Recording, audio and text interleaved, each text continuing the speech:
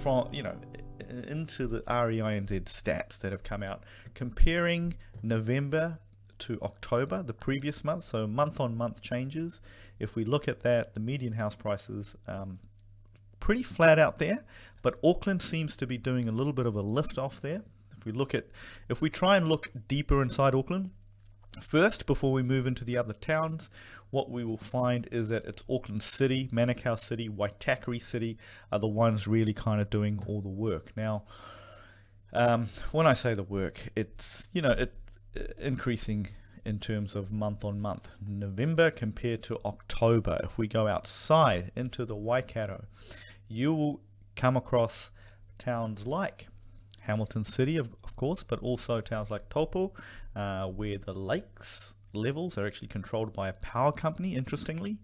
Now, I have also highlighted the actual number of sales as well, because for some of these towns, the sample size is small, so you have to understand that the median might not always be a true indicator of what's going on.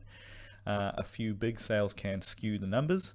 But looking at that, Hamilton does look flat. Taupo is increasing. Bay of Plenty, as we move further down, you will notice that Rotorua, which is actually quite a bit, more than double the size of Taupo, although they get compared a lot, I think, or maybe that's just in my head.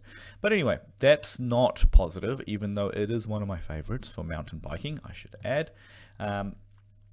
Tauranga, surprisingly, that's down month on month. I was surprised to see that, and I'm wondering if that is a particular type of housing coming on, maybe new developments or something that was harder to shift, having a skew there in the stats.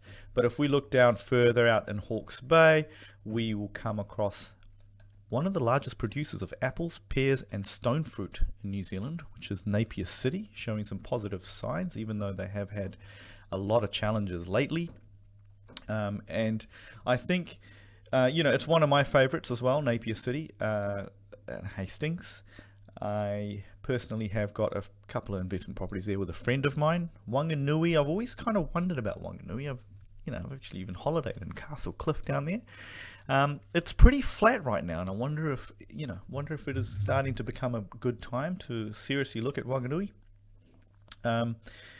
In terms of further afoot, Wellington's there, full of bureaucrats and politicians who, might be not looking at such positive things in the horizon in terms of jobs and things with the new government's play. But if we think about something a little bit more positive, if we go further afoot, Canterbury region, which includes Christchurch. Now, interestingly, Christchurch is actually showing pretty positive increases there, but more than that, surprisingly, I noticed the year on year, probably one of the only major towns there to have a positive number there. If I look at all the other kind of towns, everyone has felt the big downturn when I look at the year on year.